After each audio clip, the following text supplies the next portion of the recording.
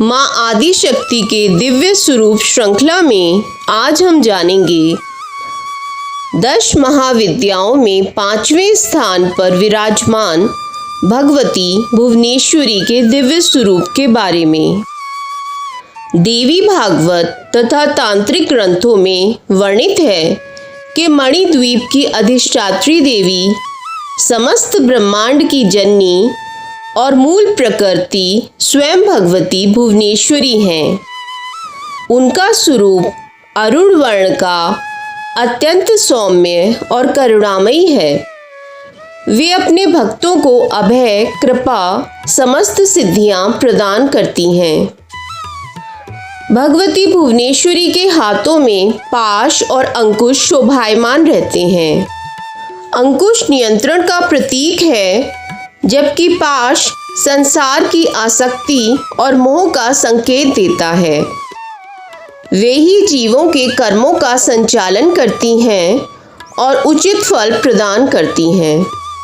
पुराणों के अनुसार ईश्वर रात्रि में जब संपूर्ण जगत अपनी क्रियाओं से शून्य हो जाता है और केवल ब्रह्म अपनी अव्यक्त प्रकृति के साथ विद्यमान रहता है, तब उसी अव्यक्त शक्ति को भुवनेश्वरी कहा जाता है।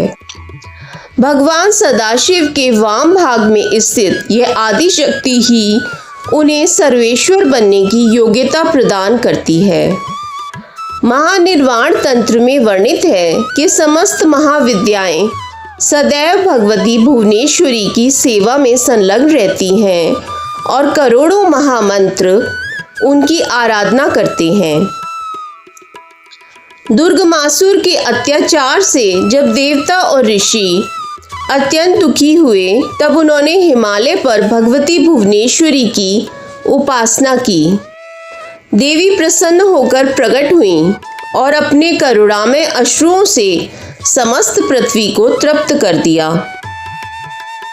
नदियां, सरोवर और समुद्र पुनः जल से भर गए तथा समस्त वनस्पतियां जीवंत हो उठीं। अपने हाथों में शाक, फल और मूल धारण करके समस्त प्राणियों का पालन करने के कारण वे शाकंभरी और शताक्षी नाम से विख्यात हुईं।